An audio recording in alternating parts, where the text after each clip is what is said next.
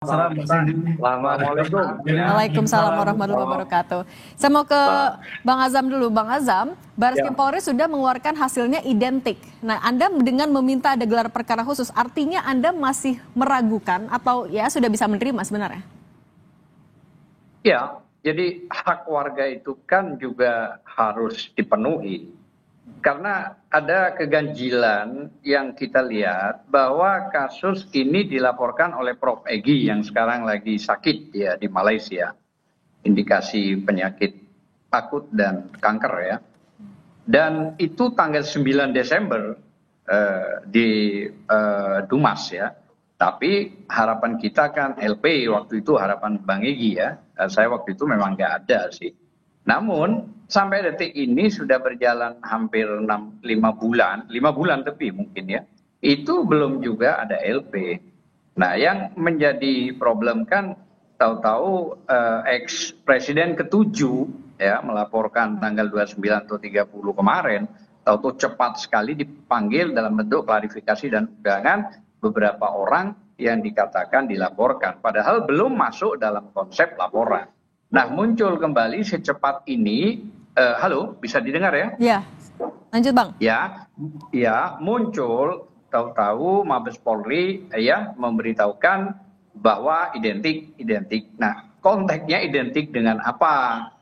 Karena identik itu kan belum tentu asli, gitu loh ya. Nah, makanya itu harus ada transparansi. Artinya transparansi itu ya harus jelas kepada publik. Itu harapan kita, gitu loh ya. Ya syukur kalau itu memang benar-benar asli, ada apa-apa. Tapi kan harus juga melibatkan kita-kita ini, maksudnya dari TPUA dan semua, gitu loh ya. Oke, Supaya transparansi ini jelas dan bisa dinilai. Dan kita juga bisa mengajukan ahli-ahli, kan begitu. Oke, Bang Nah, Azam tahan dulu. seharusnya dari awal. Saya mau tanya dulu ke Bung Reli. Bung Reli, identik belum Ya, berarti asli. Kalau Anda mengapa menilai pernyataan ini sebagai fitnah? Lah, apalagi yang harus kita ragukan ya? Ini kan tadi apa yang seperti yang disampaikan, apa hasil lapor yang dilakukan pemeriksaan terhadap ijazah Pak Jokowi itu atas laporan saudara Egy Sujana.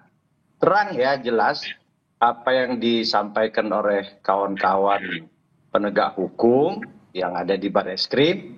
Ini Bareskrim ya, jelas ini penegak hukum yang ada di Republik ini, bahwa ijazah itu dilakukan uji lapor dengan melakukan pembanding, ya kan, pembanding dengan ijazah-ijazah kawan-kawan Pak Jokowi kan, udah itu pengecekan langsung dari pihak perguruan tinggi ya, yaitu UGM, dan melakukan serangkaian tes yang lainnya. Jadi apa yang dilakukan Bareskrim itu nggak serta-merta ya.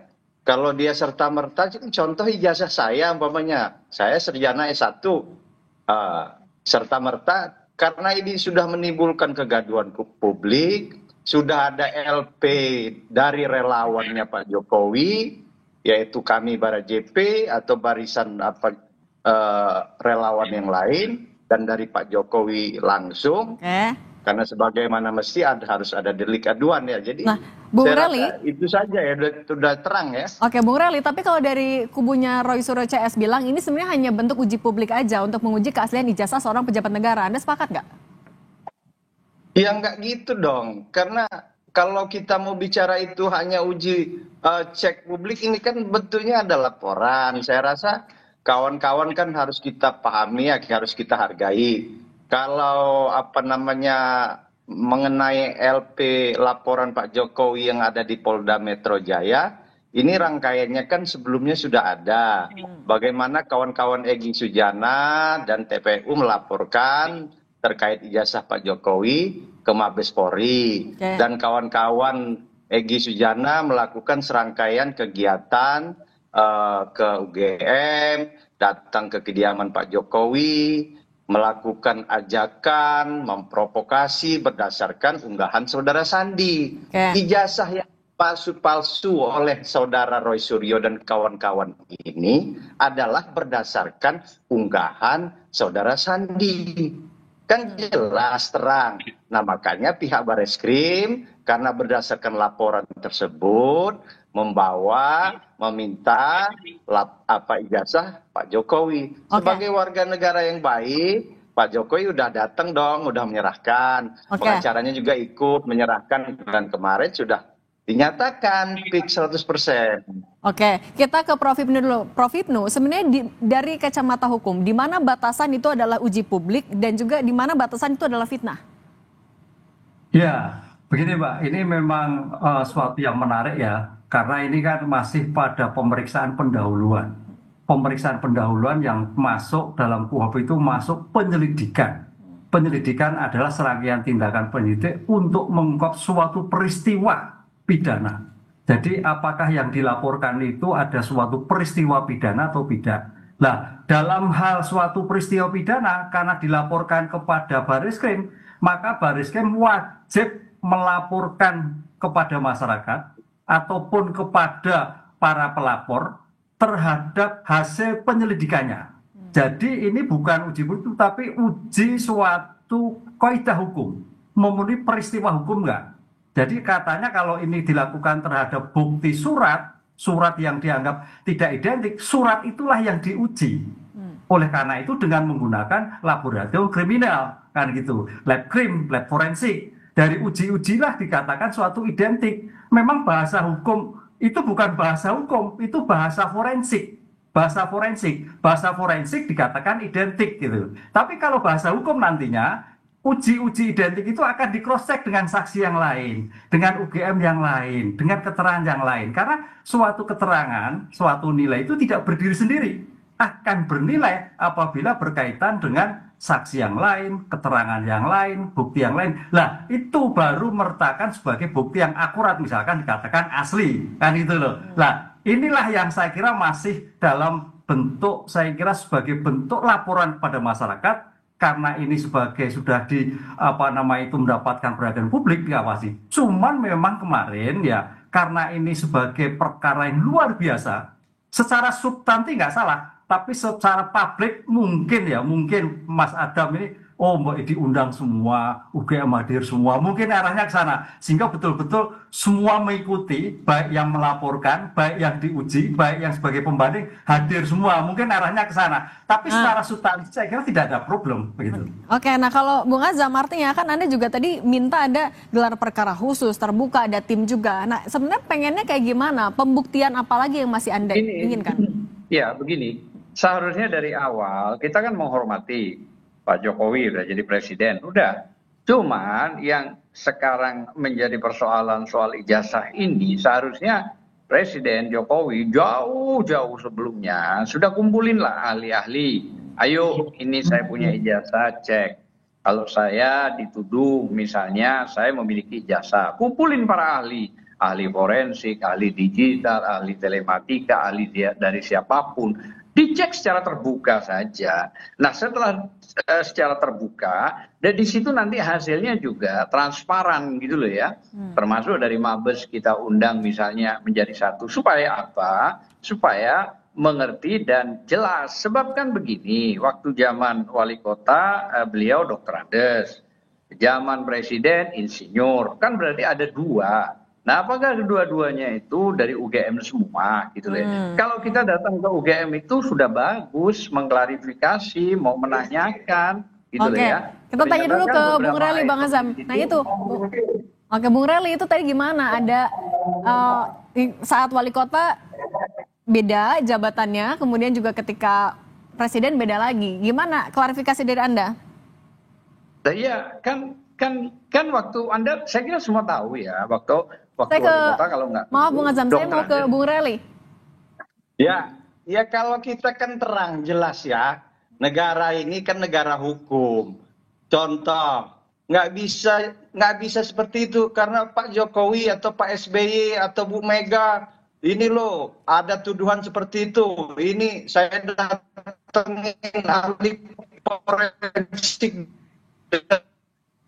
dari sini, dari Amerika. Karena kita ini negara hukum. Kalau ada yang mempersoalkan, mempertanyakan itu, ya harinya ke aparat penegak lakukan oleh Bung Rely. Egy Sujana dan kawan-kawan kan sudah mempertanyakan kami potong dulu Bung Rely, tapi yang dipertanyakan juga adalah ada perbedaan ya ini ketika wali kota Dr. Andes, ketika presiden insinyur, itu ada perbedaan juga di situ. Jadi tuduhan-tuduhan seperti ini kan kadang-kadang tidak berdasar. Kalau ada buktinya di KPU, ya kan ini harus berdasarkan KPU. Pendaftarannya di KPU ada. Pendaftaran dari wali kota pertama, wali kota kedua, udah itu dia di DKI, di KPU ada nyalon presiden ada. Diperlihatkan buktinya mana, jangan menggiring opini. Kan sekarang ini sudah terang. Kan ada pihak KPU, jangan katanya, sudahlah, berhenti lagi bawa-bawa ini ke urusan-urusan yang tidak ada juntrunya. Ini terkaitnya apa? Terkait ijazah. Jelaskan saja ijazahnya sudah terang. Pihak Barreskrim sudah menyatakan 100%. Kalau hanya kata dia identik, saudara permasalahkan. Apa yang disampaikan Prof. Ibnu tadi sudah terang, jelas. Itu kan kata berkata identik itu terkait apa? Identik itu pernyataan dari lab forensik. Oke. Dia ini semua poin-poin itu. Oke, saya kasih kesempatan Bung Azam, silahkan. Jadi gini loh, bukan soal masalah kata per kata. Apakah Bung itu nggak melihat zaman wali kota itu, semua kan ada videonya itu, semua ada juga fotonya bahwa Dr. Andes. Nah kalau itu benar nggak ada masalah. Kalau benar, kenapa? Gitu loh, oke aja lah gitu loh ya. Nah begitu presiden IR gitu lah. Nah, cuman sekarang kan yang dipersoalkan IR. Nah sementara bisa saja nanti Dr. Andesnya. Tapi ini kan nggak masalah. Apa beratnya maksud saya rakyat itu bertanya gitu loh ya. Karena kalau mengacu pada KUHP 184 itu tuh keterangan ahli, keterangan saksi, keterangan surat, keterangan terdakwa itu yang benar. Dan di pasal 185 KUHP juga bagi saksi yang bersidang di dalam persidangan itu yang sah. Nah itu dulu, artinya tidak menjustifikasi apa yang dikeluarkan oleh Mabes, walaupun kita hormati apa yang dilakukan Mabes Polri, ya kan? Tapi itu bukan satu-satunya alat bukti. Namun 184 KUHP itulah yang ada dan 185 ayat 1 itulah yang benar gitu loh ya. Oke, Bung Azam. Tapi gitu kan UGM sendiri juga sudah klarifikasi, sudah memberikan pernyataan. Apalagi yang masih perlu dibuktikan sebenarnya? Pernyataan itu harus didukung bukti, Mbak. Kalau soal pernyataan itu kan hanya bicara menyampaikan. Tapi bukti-bukti yang paling tepat itu yang tadi saya katakan. Kalau bicara benar, keabsahannya harus melalui putusan pengadilan yang ingkrah itu apapun gitu loh ya. Namun saya menghormati juga apa yang dikatakan oleh UGM. Dan pada saat itu juga dari 3 orang ini sudah pernah datang ke UGM tanggal 15 April kalau nggak keliru. Dan yang 3 orang lagi ke TPOA itu yang 3 orang itu Dr. Syanipar, Dr. Roy Suryo dan Tifa ya datang sudah ke UGM yang dijanjikan 34 apa 36 item ternyata 1 item juga nggak ada dan diminta rekamannya selama 1 jam sampai detik ini tidak diberikan. Nah itu saya kira nggak ada masalah lah. Itu artinya oke lah. Kita menghormati semua, tapi yang 3 orang dari TPUA itu kalau nggak keliru Bang Rizal, Kurnia sama Bang DHL itu datang ketemu sama Pak Jokowi langsung. Artinya ada etikat baik rakyat gitu ya, dan itu juga advokat semua yang datang menanyakan. Namun kan dijawab ya bukan kapasitas dan itu oke lah, itu nggak masalah. Jadi sebenarnya kita tidak terlalu jauh mempersoalkan. Tapi kalau bisa para ahli dikumpulkan, ya kan, karena ini sudah melebar kemana-mana, bukan cuma di nasional. Nah, sudah kumpulin pada ahli, silakan cek ini loh, ijazah saya kalau dilakukan. Kan boleh dong, gitu loh ya. Oke. Ini kita tanya juga ke Prof. Ibnu. Prof. Ibnu, ketika kampus yang mengeluarkan ijazah tersebut sudah memberikan pernyataan, lapor juga sudah ada hasilnya, masih perlukah sebenarnya Pak Jokowi menunjukkan ijazahnya nanti di pengadilan? Tapi nanti jangan jawab dulu Prof. Ibnu, kita akan kembali sesaat lagi, tetap di Kompas Petang.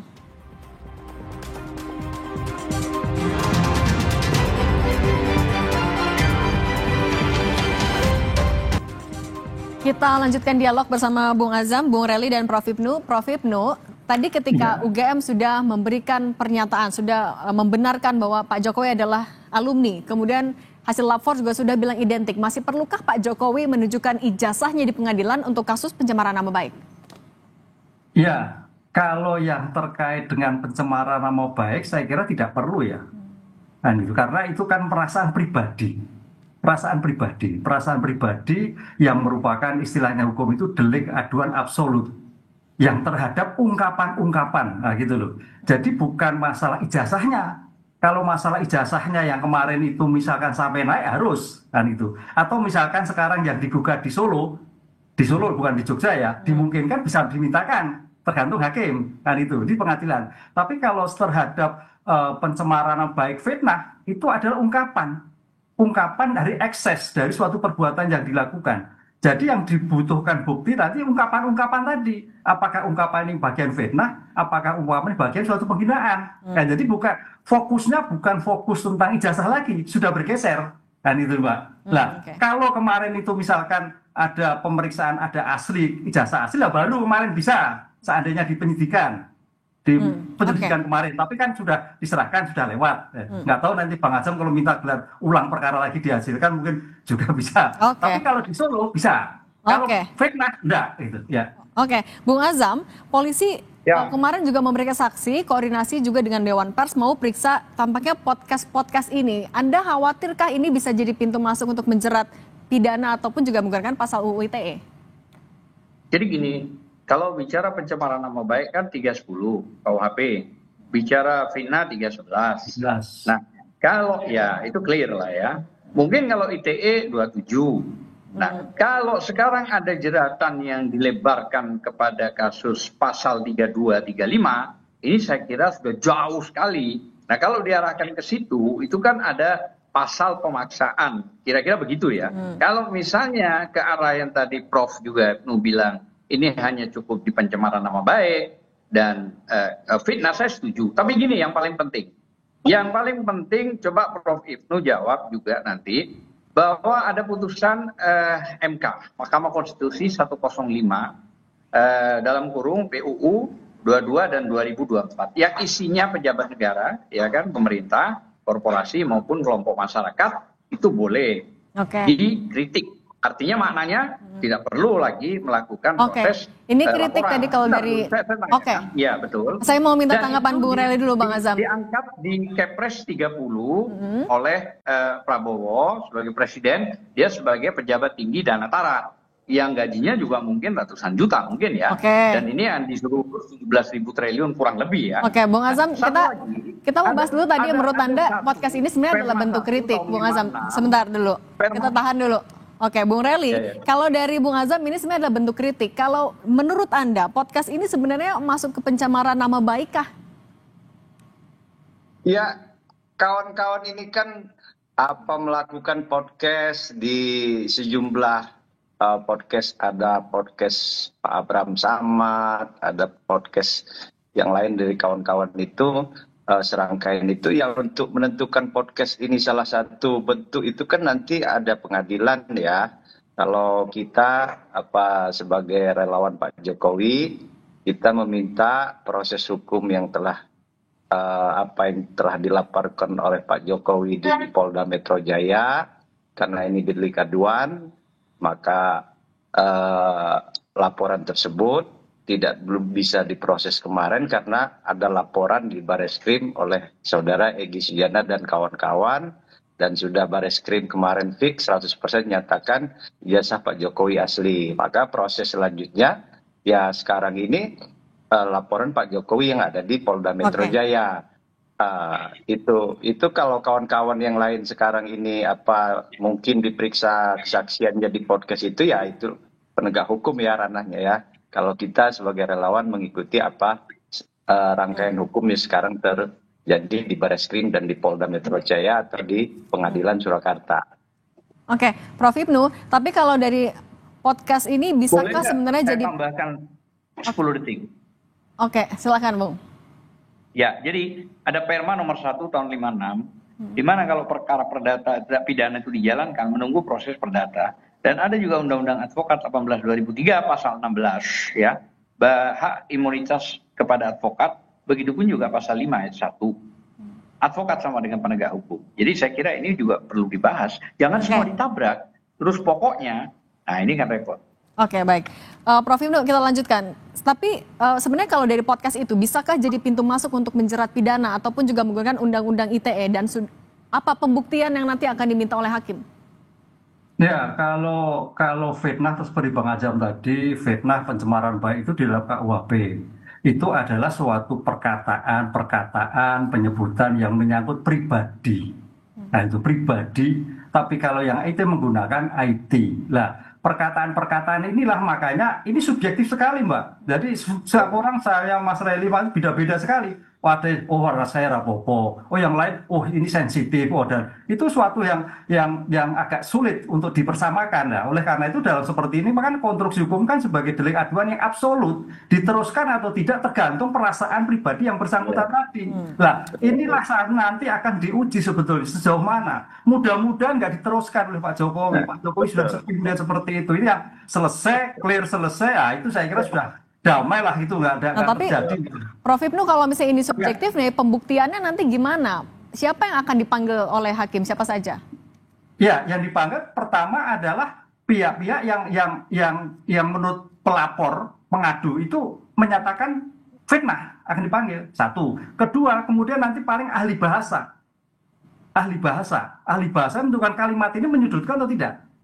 Dua, ahli gestur. Mimik ini betul-betul menyudutkan atau enggak, itu yang terjadi. Jadi saya kira dalam hal fitnah itu tidak hanya terkait dengan subjek pelakunya, tapi juga ahli-ahli IT, ahli forensik terkait dengan mimik, gestur dan sebagainya. Apakah ini kajian, apakah ini memang menyudutkan, apakah itu memfitnah sekali. Nah, itu saya kira di dalam era sekarang harus sampai di situ nantinya kalau itu terkait fitnah jalan. Jadi tidak hanya fitnah atau enggak. Karena kali mimik seseorang itu sangat menentukan, oh ini benci, oh ini menyudutkan, oh ini dan sebagainya. Gitu Mbak, saya kira nanti kalau memang ini jalan, saya kira juga Bang Azam bisa memberikan suatu argumen-argumen tentang substansinya, tentang mimiknya, tentang perkataannya, gesturnya. Saya kira itu akan dinilai oleh majelis hakim yang dalam persidangan pencemaran nama baik. Nah, gimana Bung Azam, kalau tadi ya bisa memberikan juga argumen, apa yang akan Anda siapkan? Tentu kalau soal menyiapkan itu banyak ya. Artinya sebenarnya kalau titiknya pada soal masalah pencemaran nama baik, itu saya kira insya Allah nggak ada masalah ya. Tapi ingat ya, pencemaran nama baik itu tidak bisa menahan, termasuk juga pasal 27A dan termasuk 311 juga fitnah. Tapi yang paling utama, coba pikirkan kembali. Ini kan sekarang terkesan presiden mantan yang dipilih rakyat mau memenjarakan, tanda kutip ya, mau memenjarakan rakyatnya hanya mengkritik soal begitu. Padahal justru dengan dikritik begitu sudah dibuktikan misalnya melalui Mabes Polri, alhamdulillah punya ijazah, walaupun harus dibuktikan lagi nanti. Nah, ini yang terkesan bahwa penguasa yang dipilih rakyat tetap misalnya ini ngotot akan memenjarakan rakyatnya. Nah, ini ironis, tapi mudah-mudahan semua, kalau soal masalah siap, kami siap lah menghadapi, nggak ada masalah itu. Kami siap menghadapi, asal maksud saya jangan menggunakan pasal-pasal yang tidak tepat, tidak pantas, dipaksa-paksa terus ke arah penahanan dan penangkapan. Nah, ini yang tidak fair maksud saya. Oke, Bung Reli, itu gimana kesan yang bisa timbul dari seorang mantan presiden mempidanakan masyarakatnya, kemudian memaksakan juga pasal-pasal, gimana tanggapan Anda? Ya, jadi kan Pak Jokowi ini kan sudah dari beliau presiden ya, terus masalah ijazah palsu, Presiden Pinocchio lah, PKI lah, sudah disampaikan terus-menerus. Waktu Pak Jokowi itu presiden kan, saya sendiri melaporkan saudara Rocky Gerung ya. Karena Rocky Gerung terus melakukan hate speech ya, sampai kita laporkan, kita ditolak laporan kita di Bareskrim ya. Terus saya temuin, sampaikan kepada Pak Jokowi, kata Pak Jokowi jangan, itu mereka itu saya nggak akan melaporkan. Nah, terus berulang kita laporkan terus sampai saya sendiri ya pernah datang ke Pak Jokowi karena laporan kita ditolak. Udah, jangan, kata Pak Jokowi, nggak usah. Arti saya minta kuasa karena harus ada kuasa ya dari yang bersangkutan. Oke. Nah, karena ini sudah keterlaluan ya, apa yang dilakukan kawan-kawan itu, akhirnya Pak Jokowi, apa yang disampaikan beliau di Solo kemarin itu, ini sudah sangat keterlaluan. Dan saya sampaikan kepada Roy Suryo waktu kita di studio ya, baiknya Bung Roy Suryo akui saja kesalahan, kata. Saya sampaikan, tapi terus ke apa yang dilakukan ini terus kawan-kawan ini terus tidak percaya, terus ini tidak pas, ini salah ya. Jadi mau sampai kapan? Selalu disampaikan bahwa ijazah Pak Jokowi itu tidak betul. Bahkan kemarin datang ke Komnas HAM seakan-akan ada penekanan, tidak ada penekanan, nggak ada, sama ya, Pak Jokowi diperiksa, dipanggil sama ya. Karena kita sebagai warga negara biasa ya melakukan hal seperti itu. Masalah ini semua ya kita kembalikan ya kepada penegak hukum sekarang. Oke, Prof Ibnu merangkum semuanya. Artinya kalau menurut Anda, untuk kasus yang menurut Anda tadi subjektif, pencemaran nama baik, baiknya ini dilanjutkan secara proses hukum atau diakhiri secara damai saja? Ya, karena ini sebagai subjektif absolut dan ini sudah selesai, saya kira Pak Jokowi juga merasa sedih kan gitu, mantan pimpinan, lebih baik ya nggak diteruskan, Mbak, menurut saya. Nggak ada untungnya kita memidanakan, kan sudah ada pembelajaran semua pihak kan gitu kan. Karena namanya suatu memidana itu juga tidak ada untungnya sama sekali kan gitu kan, gitulah. Oleh karena itu damai terus, baik, udah clear, selesai gitu. Mungkin seperti itu. Ya. Prof Ibnu, terima kasih. Bung Azam Khan, terima kasih. Dan Bung Rally Regen juga terima kasih sudah berbagi di Kompas Petang. Ya 10 detik aja, boleh? Boleh Bung Azam, singkat saja, singkat. Singkat aja. Jadi Prof Ibnu sudah ngerti bahwa ini delik aduan, absolut jelas. Maka orang lain selain orang yang menjadi korban itu sudah gugur, tidak akan pernah bisa melaporkan. Karena yang bisa melaporkan adalah orangnya langsung. Itu yang disebut delik aduan absolut gitu loh ya. Dan sekali lagi saya hanya menambahkan, presiden orang Solo orangnya sabar, yang mau kira-kira ke arah memaksa atau apalah saya nggak tahu. Tapi yang jelas benar kata Prof Ibnu, kalau sudah mau disudahi ya silakan. Tapi kalau mau dilanjutkan juga monggo. Bismillah. Assalamualaikum. Bung Azam, terima kasih. Terima kasih semuanya. Selamat petang, sehat selalu. Terima kasih.